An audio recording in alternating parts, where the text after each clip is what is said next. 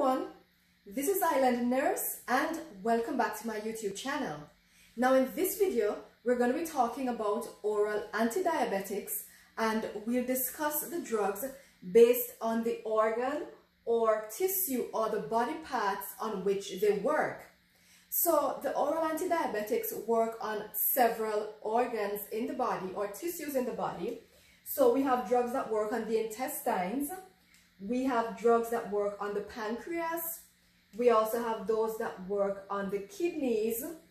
We have drugs that work on the liver. Of course, all of the drugs work on the bloodstream to lower the blood sugar in the bloodstream. We have drugs that affect the stomach and drugs that work on muscle tissues and fatty tissues. So before we get into our discussion, I just want to remind you that if you enjoy this video, all you have to do is to click that thumbs up button. And if you haven't done so already, consider subscribing to my channel by clicking on the subscribe button. And if you would like to get an alert every time I upload a new video, all you have to do is to click that notification bell. Also, remember you are free to leave comments in the comment section here. So if you have a question or a concern, or even if you have a topic that you would like me to discuss, please let me know by leaving your comments in the comment section. So let's begin by talking about our alpha glucosidase inhibitor drugs, and one example of this drug is acarbose, better known by its brand name Precoce. So these drugs block the enzyme alpha glucosidase, which is responsible for breaking down carbohydrates. And when this happens, it prevents glucose from being released too quickly into the bloodstream, and it decreases that spike in glucose that you normally have after a meal. So we have to remind our patients that are taking these types of drugs that they need to take them with the first bite of the meal. Also, very important to note is that this drug does not cause hypoglycemia when taken on its own. However, if it's taken in conjunction with other drugs, then certainly it can cause hypoglycemia. Also, very importantly, these types of drugs are contraindicated in patients who have GI or bowel disorders. So if you have irritable bowel syndrome, for instance, or any other GI condition, you will not be a candidate for this drug. Also, we do not give these types of drugs in conjunction with the biguanides because of the severe GI problems that a patient would develop when taking these drugs. So let's move on now to talk about drugs that work on the pancreas. And the first group we have is our sulfonylureas. And one classic drug in this class is our chlorpropamide, better known by its brand name Diabinese, and that is a first generation sulfonylurea. And we have a second generation called glyburide, also known by brand names such as Glynase or Micronase. So these drugs stimulate the release of insulin from the pancreas, and because these drugs do that, hypoglycemia is a major side effect of these types of drugs. Now, this is contraindicated in pregnancy, and also we would not give this drug to patients who are allergic to sulfur or urea. Now, we also have to remind patients that they should take this drug with their first meal. So this drug is usually given about 1 to 3 times per day. So the patient will be reminded to take this drug with their first meal and to take any missed dose as soon as they remember, unless it is close to the time for the other dose. So for instance, let's say you had breakfast at 8 o'clock, but you didn't remember to take the medication, and you remembered at 8:30 or 9 o'clock, you can go ahead and take your dose of medication. However, if it is close to midday, let's say it's 11:30 or 11:45, and that's when you remember, you're not going to take 2 pills. You're just going to take your 1 dose that would have been for lunchtime. So you don't double up doses here, because remember, we're trying to prevent hypoglycemia. So very important to remember with our sulfonylureas is that patients should not drink alcohol while taking this drug, and that is because these types of drugs cause you to develop a disulfiram-like reaction, And of course, disulfiram is a drug that is given to alcoholics so that when they drink alcohol, they develop a lot of unpleasant reactions such as flushing, palpitations, nausea, dizziness, and that is to prevent them from drinking alcohol.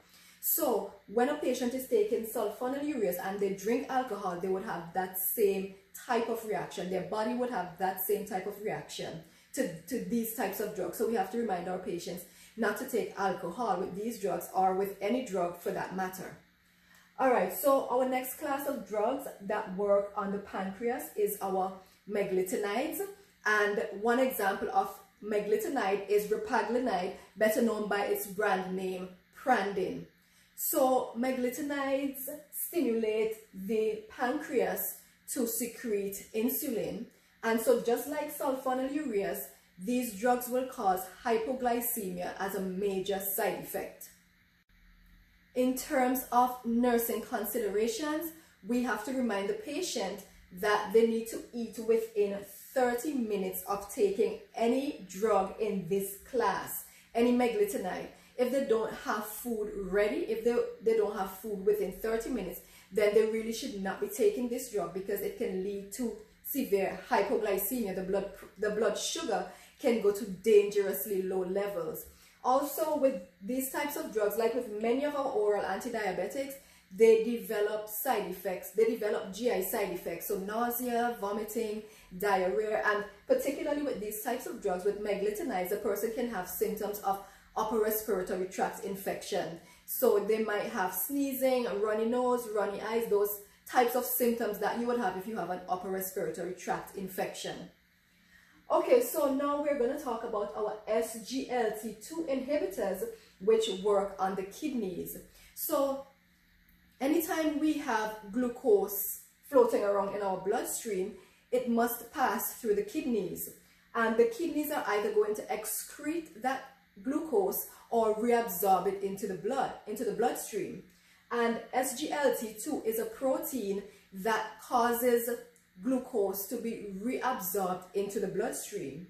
So an SGLT2 inhibitor will block the action of SGLT2, and that would cause excess glucose to be excreted via the kidneys into the urine. And because these drugs work primarily on the kidneys, they cause urinary tract infections. So people who take these drugs will have a lot of urinary tract infections. Women in particular who are on these types of drugs will develop yeast infections. These drugs have also been shown to increase the cholesterol levels. They increase a patient's chance of developing bladder cancer, and they decrease the blood pressure. And that has to do with osmotic diuresis. So because the kidney is excreting a lot of sugar, because of that osmotic diuresis, the sugar pulls water, and because of the excessive water leaving the body, the patient will have low blood pressure. So for patients taking these drugs, it's very important that we monitor their blood pressure. And for all of the drugs, we have to be monitoring our renal function, liver function, pay attention to those values, our arterial blood gases, pay attention to our A1C, the hemoglobin A1C, and of course we will be monitoring their blood glucose levels all the time. So let's move on now to speak about our biguanides, and the drug of choice in this group is metformin, and it is also known by the brand name glucophage. And metformin is really the first line treatment for patients with type 2 diabetes. So as a group, biguanides decrease the production and release of glucose from the liver. Remember, in previous videos we spoke about gluconeogenesis, where the liver produces glucose from non-glucose substances and stores it, and then whenever our body needs that glucose, it will release it. So biguanides prevent that action from happening. It also helps our cells like muscle cells and fat cells to be able to utilize insulin better. If you recall, we said that obesity is one predisposing factor for developing type 2 diabetes, and the fat stores in an obese person's body would prevent the body from utilizing the insulin, and so that is why glucose will be circulating in the blood. So the bigonides help the fat cells to be able to utilize that glucose and convert it into energy. This group of drugs also helps to decrease lipid levels within the body. And like all of the other oral antidiabetics, side effects would be GI problems such as nausea, vomiting, diarrhea, and those types of things. One very important side effect to remember with bigonides is that it can cause lactic acidosis in patients who have renal impairment. And of course, lactic acidosis is a type of metabolic acidosis. So in terms of your arterial blood gases, you would see a decrease in the pH and the HCO3, whereas the PACO may be within the normal range. Other symptoms of lactic acidosis would include tiredness, weakness, and muscle pain or cramping. So let's move on to talk about our thiazolidinediones or TDZs. And these drugs work on the liver by inhibiting glucose production, so less glucose goes into the bloodstream. And they also work on muscle and fat cells to help the body to be able to utilize the insulin better. And one very popular TDZ that you may have heard about is rosiglitazone, better known by its brand name Avandia. So TDZs are to be given in caution with patients with liver and kidney disease. It can cause fluid retention, it can lead to hepatotoxicity, and patients taking these types of drugs can be at risk for myocardial infarction or heart attack and bone loss.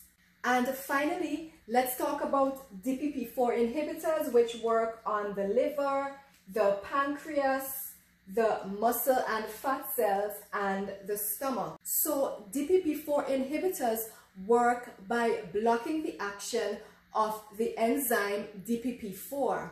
Now, this enzyme is responsible for destroying a group of hormones in the body known as incretins. So incretins are released into the bloodstream whenever we eat a meal, and these incretins help to augment the work of insulin. So they help to increase the insulin production, they decrease the release of glucose from the liver, and they delay gastric emptying, meaning that they keep food in the stomach for a longer period of time.